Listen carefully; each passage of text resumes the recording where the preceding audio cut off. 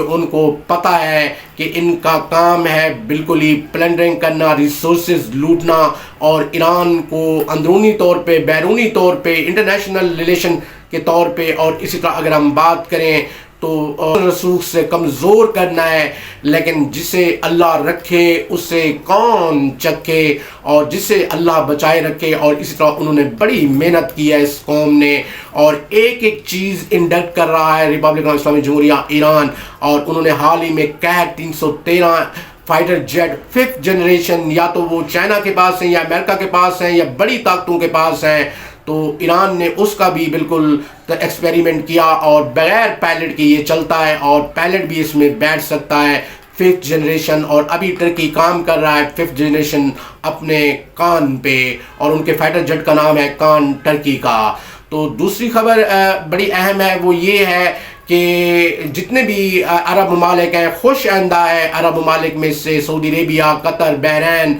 اور اسی طرح ان ممالک نے کہا ہے کہ ہم اپنی سرزمین نہیں دیں گے، یعنی کہ اپنی جگہ، تاکہ وہاں سے امریکی جہاز وہاں سے نہ اڑیں، اور اسی طرح ایران پہ حملہ نہ کریں، اور سیدھا ہی انہوں نے انکار کر دیا ہے۔ خوش آئندہ ہے اگر آپ ان باتوں کو سمجھ چکے ہیں اور ایک پیج پہ آ چکے ہیں، اور اس کو بھی ایران نے خیر مقدم کیا ہے اس بات کا انٹرنیشنلی بھی، اور سعودی عربیہ، قطر، بحرین،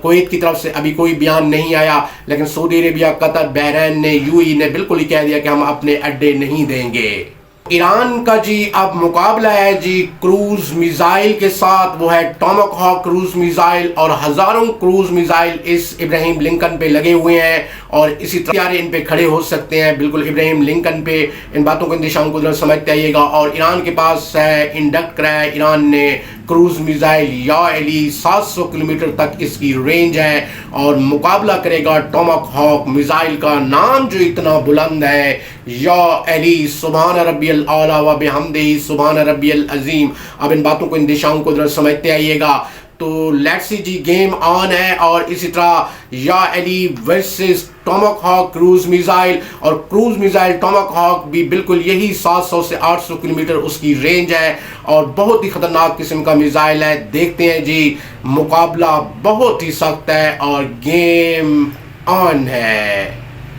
خبر پہ ہم چلتے ہیں کہ جی انڈیا پر بالکل ہی پریوگ کیا بالکل انڈین آرمی نے، اور موٹر سائیکلوں پہ، اور اسی طرح اگر ہم بات کریں موٹر سائیکلوں کے کرتب دکھانے لگے جیسے کوئی یہ لکی رانی سرکس ہو، اور اسی طرح اس پہ موٹر سائیکل اوپر لے گئے بالکل۔ اگر ہم بات کریں برج کے اوپر، وہ نیچے آ گرا، سارے فوجی نیچے ہی آ گرے، اور اسی طرح ایک چھاتا لگایا ہوا تھا موٹر سائیکل کے پیچھے، اور اس کے اوپر بالکل 3-4 گنرز بیٹھ گئے، اور یہ امپرووائزیشن دکھا رہے تھے، اور وہ چھاتا ہی نیچے آ گرا۔ تو بڑی جگ ہنسائی ہوئی، اس طرح کی امپرووائزیشن کرنے کی انہیں کیا ضرورت تھی یہ کرتب دکھانے کی؟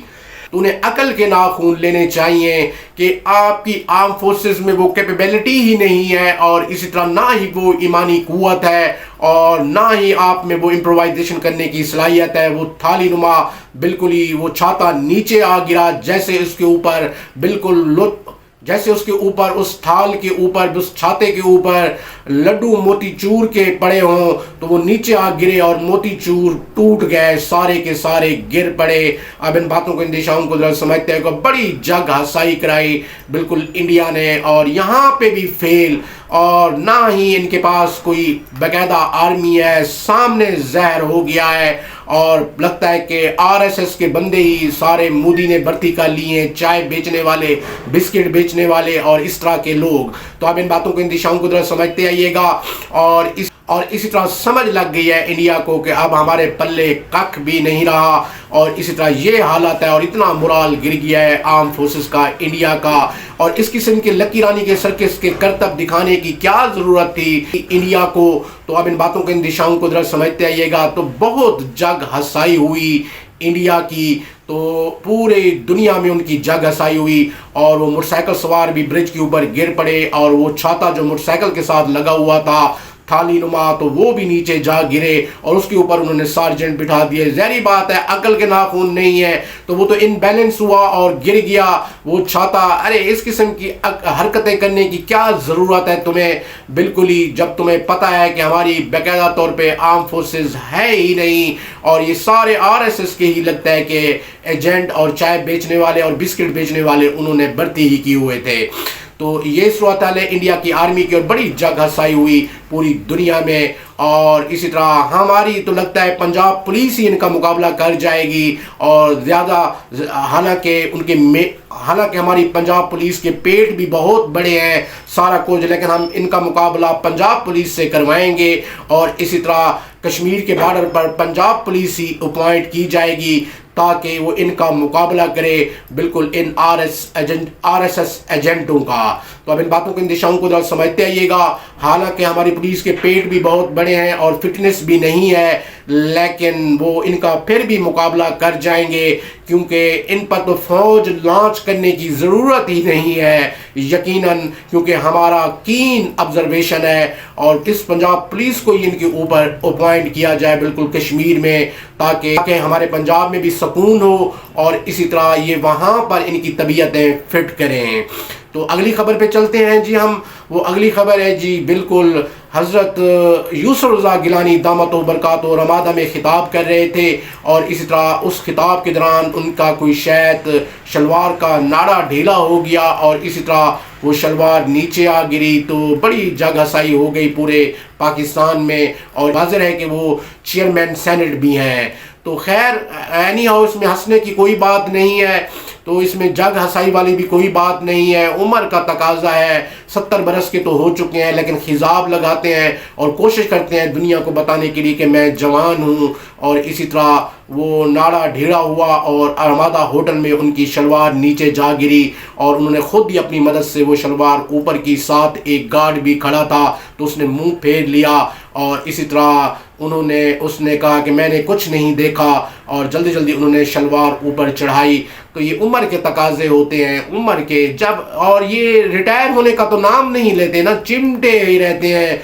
और कहते हैं कि बिल्कुल पेंशन, ग्रेजुएटी और ये सारी चीज़ें 70-75 साल तक यहीं पे हों। और इसी तरह अगर हम बात करें तो कहते हैं लोगों को कि बस हम तो हैं ही अभी जवान। और इसी तरह ये सूरत हाल थी हज़रत यूसुफ रज़ा गिलानी दामतो बरकात की और पूरे पाकिस्तान में इनका यही हाल है। जितने भी पॉलिटिशियंस हैं कहते हैं 90-90 साल के होते हैं, ठुड्डे आते हैं, गिर पड़ते हैं, लेकिन कहते हैं नहीं अभी तो हम अभी हम जवान हैं और इसी तरह बस चलते रहें। 90-90 साल की इनकी उम्रें हो जाती हैं, 70-70 बरस के, लेकिन अपनी जगह छोड़ने का नाम ही नहीं लेते। अब इन बातों को, इन दिशाओं को जरा समझते आइएगा। और ये उम्र तो रेस्ट करने की होती है और सुकून करने की होती है। तो चलो जी अगली खबर पे हम चलते हैं जी। वो खबर है और लाहौर आर्ट काउंसिल अल हमरा हॉल में जो इंटेलेक्चुअल की डिस्कशंस हुई वो 23 से 25 तारीख तक, तो उसमें बीबी हिना रहमानी खान साहबा ने भी शिरकत की और इसी तरह वहाँ पर बैठे हुए दानिश्वर साहब ने भी सवाल किया और उन्होंने फिर बात को ड्रिफ्ट किया और इसी तरह चाइना के हवाले से वो डिस्कशंस करने लगी। और अब लगता यूँ है कि बीबी हिना रहमानी खान साहबा, शमलो बीबी जिन्हें हमें प्यार से कहते हैं शमलो बीबी, तो वो ड्रिफ्ट कर गई हैं अब चाइना की तरफ। पहले इन्होंने सारी ज़िंदगी अमेरिका के गीत गाए और इसी तरह American strategy, American policy, American brand, American खाने और इसी तरह अगर हम बात करें अमेरिकन बर्गर्स। अब इन बातों को, इन दिशाओं को जरा समझते हैं। आप ड्रिफ्ट कर गई हैं चाइना की तरफ, तो लगता यूँ ये खुश आंदा है कि अगर आप ड्रिफ्ट कर गई हैं चाइना की तरफ और समझ गई हैं इस कौम की मेहनत को, लगन को, जस्तजू को, क्योंकि बाकी सारे खुरू ने तो चारपाइयाँ ही तोड़ी थी अपने इलाके में और इसी तरह पड़े रहते थे चारपाइयों पे और साजिशों के अलावा उनके पास कुछ भी नहीं था। तो लिहाजा अगर आप समझ गई हैं बिल्कुल ही चाइना की मेहनत, लगन, जस्तजू और उनके काम को, तो यकीनन तो अब वो ड्रिफ्ट कर रही थी और चाइनी पॉलिसीज़ को इंडक्ट करा रही थी। तो मैं आपको बताता चला जाता हूँ कि जिसके पास पैसा होता है वही खिलाता है फ्रंट फुट से और इसी तरह चाइना पसे पर्दा रहेगा। और इसी तरह जितने भी ममालिक के लोग हैं जिनके पास पैसा नहीं है, जिन आर्म फोर्सेस के पास पैसा नहीं है, तो वो यकीनन कट बात है कि चाइना जिसके पास पैसा है तो वो बिल्कुल पसे पर्दा ही रहेगा और जिनके पास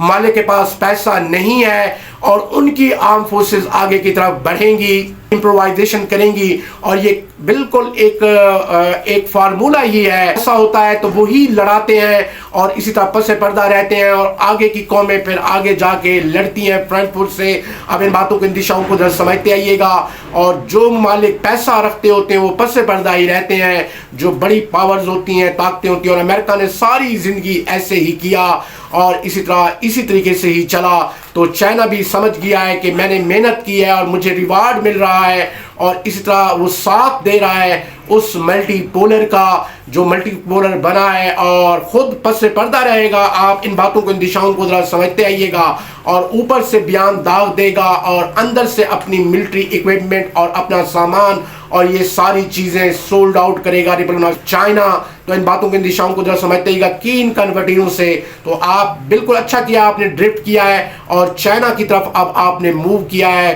بی بی ہنا رحمانی خالد صاحبہ نے، شملو بی بی نے، اور واضح رہے کہ یہ اب بالکل سٹینڈنگ کمیٹی کی یہ ممبر ہے، اور انہیں ایک خیرات میں ایک سیٹ ملی تھی، وہ پاکستان پیپلز پارٹی نے دی تھی ایم این اے کی، اور سٹینڈنگ کمیٹی برائے فورن افیئر کی اب یہ ممبر ہیں۔ تو ان کو شرم آنی چاہیے تھی، آپ وزیر خارجہ رہی ہیں تو یہ سیٹ آپ ایکسیپٹ ہی نہ کرتی تو بالکل چپ کر کے بیٹھ جاتی، لیکن